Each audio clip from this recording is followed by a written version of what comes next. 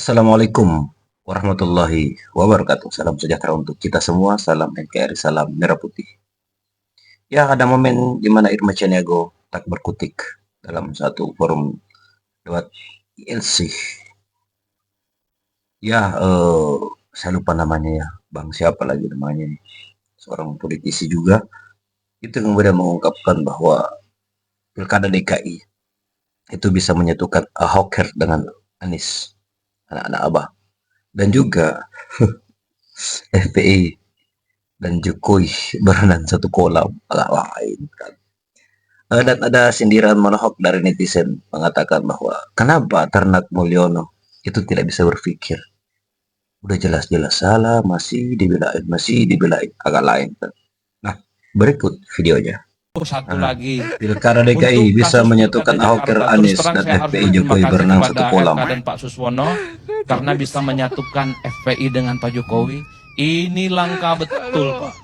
Apapun judulnya, FPI itu adalah organisasi yang dianggap terlarang, dibubarkan oleh Pak Jokowi. Tapi dalam pilkada kali ini, dua belah pihak ini bisa berenang dalam satu kolam Asik. bersama. Begitupun sebaliknya, Bang. Kita harus berterima kasih kepada Pak Pramono dan Sidul bisa menyatukan Ahoker dan anak Abah. Bang Ges, saya membayangkan cukup akrab dengan kawan-kawan dan elit-elit PDIP yang sepanjang 5 tahun lamanya saling kelahi, saling ribut, saling menegasi.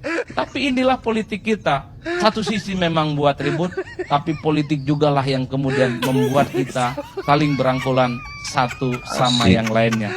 Terima kasih. Billahi taufik wal Ngeri ya. hidayah. Wassalamualaikum warahmatullahi wabarakatuh. Waalaikumsalam.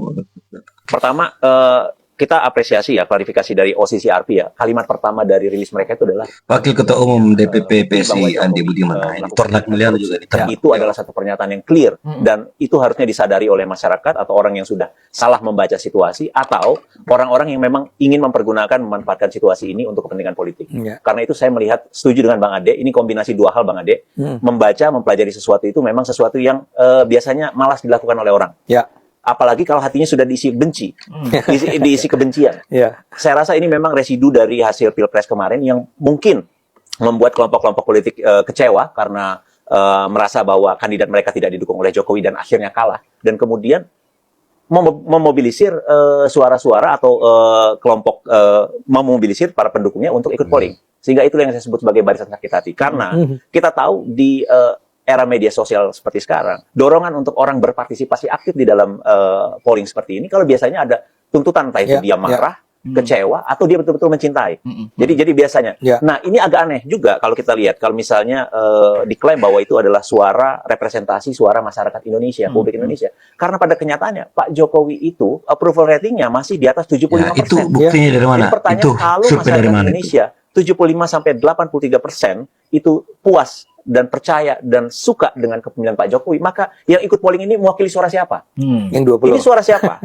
Suara 16% atau suara siapa? Itu patut kita pertanyakan. Terus jawab dong. Kemudian hal lain yang memang harus kita perhatikan juga adalah bahwa ini ada kelemahan metodologi dan itu diakui oleh OCCRP ya. Bahwa mereka mengakui di dalam rilis terbaru, poin kedua bahwa kami menyadari bahwa nominasi atau penghargaan ini sering disalahgunakan untuk kepentingan politik. Dan itu tepat yang terjadi saat ini.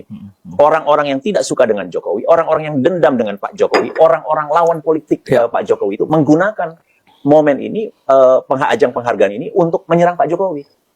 Dan kita juga bersyukur akhirnya OCCRP mengeluarkan rilis ini. Menurut saya ini harus disampaikan kepada publik seluas-luasnya, terutama kepada mereka yang tidak membaca, yang tidak tahu informasi, yang malas untuk melakukan riset, termasuk juga kawan-kawan media, Bang.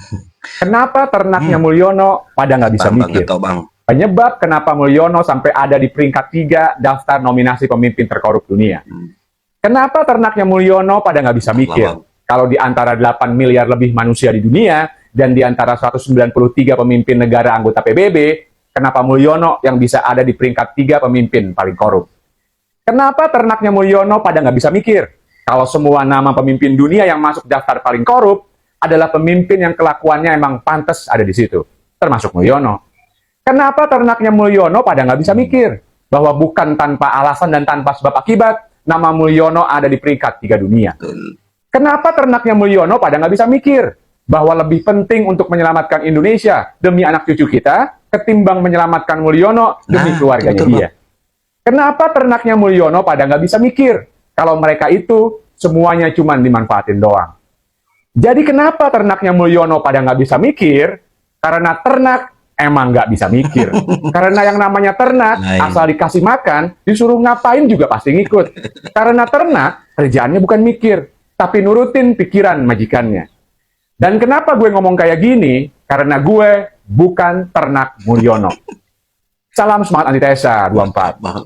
Kalau Mbak Bivit analisisnya bagaimana menangkap nama Pak Jokowi ini masuk? Menurut Anda hal apa yang kemudian nama Pak Jokowi ini bisa muncul masuk dalam nominasi itu? Analisisnya gimana Mbak Caya?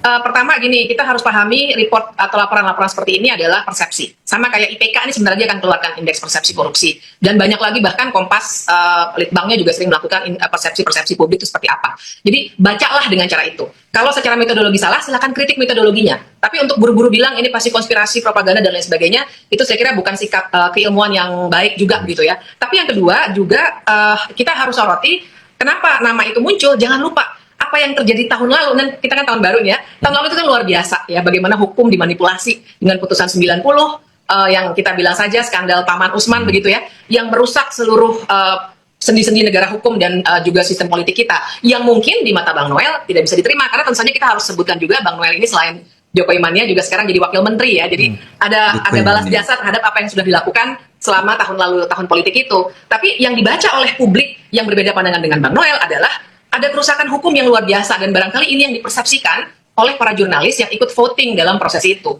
Dan ini kan kita mesti lihat juga laporan dari banyak media massa internasional tentang Indonesia sangat kritis, banyak sekali. Cuma di Indonesia sendiri saja yang masih belum mau mengakui situasinya. Bib, gue sedikit terusin. Balas politik apa yang dilakukan Jokowi? Ini gue ini diterorisin di rezim media. Gue dipecat dan dipermalukan secara politik. Bahkan hak perdata gue dicabut tuh. Gitu loh. Kalau kemudian dibilang balas budi politik yang mana? Gue dihina di republik ini. Gue diterorisin. Ya nanti itu kita bisa diskusikan lebih lanjut ya. Tapi kita harus melihat juga kenapa ada pandangan yang berbeda yang masih menganggap Jokowi itu tokoh bangsa. Nggak ada balas politik. Gue ini dihina di bangsa ini. Gue diteroriskan. Gue dicabut. Mungkin saja begitu, tapi ada kontras yang luar biasa di antara kita ketika Bang Noel masih bilang Jokowi tokoh bangsa. Sementara banyak sekali pandangan di publik yang bukan bagian dari rezim yang mengatakan ini loh dosa-dosa Jokowi seperti ini, terutama pada pemilu kemarin. Dan tidak ada yang sedikit pun gue melarang atau menyangga apa yang disampaikan kawan-kawan. Ya nggak apa-apa, itu hak kritik kawan-kawan, itu hak demokrasi kawan-kawan untuk menyampaikan pandangan politiknya, pandangan kritisnya, dan kita tidak larang. Tapi kemudian ada ofensif dari luar didasari oleh persepsi, kemudian investigasi yang nggak mendasar, yang itu membuat kita sebetulnya nggak bisa. Apa yang dilakukan itu serangan terhadap bangsa ini, bukan terhadap Jokowi menurut saya. Dan jangan sampai kita proksi-proksi luar ini malah bisa mempengaruhi opini, membuat narasi-narasi yang menurut saya malah menyesatkan kita sebagai warga bangsa gitu loh, Fit. Kalau kemudian diungkit begini, karena belum lama ini sebelum siaran ini Bang, ICW sempat menyampaikan juga pandangan mereka atas nama Jokowi masuk dalam nominasi itu, salah satunya adalah upaya pelemahan KPK lewat revisi undang-undang. Menurut Anda beralasan nggak itu? Nah itu bagus. Nah dari sudut pandang kawan-kawan ICW ini loh, kenal lemahnya KPK dan sebagainya, kita senang aja, nggak masalah. Gitu loh. Nah, kemudian yang buat kita marah itu kok disandingin dengan Bashar al-Assad, kemudian pemimpin dari Afrika mana itu? Kan ini gila bangsa ini kok nggak merasa dihina. Ya, menurut saya sih kita objektif aja. Saya tidak merasa, saya tidak punya nasionalisme sempit ya. Menurut saya kita objektif aja. Mereka tidak menjelek-jelekan bangsa ini. Mereka sedang menyoroti bahwa ada seorang tokoh yang dianggap luar biasa di Indonesia, tapi sebenarnya dia punya dosa-dosa yang sebenarnya perlu dibongkar oleh para jurnalis investigasi ini. Yang pengadilan tidak mampu juga membongkarnya karena bahkan dalam banyak kasus pengadilannya justru sudah terkooptasi seperti waktu putusan 90 itu keluar. Situasinya harus dibaca seperti itu, jadi jangan dengan kacamata nasionalisme yang sempit.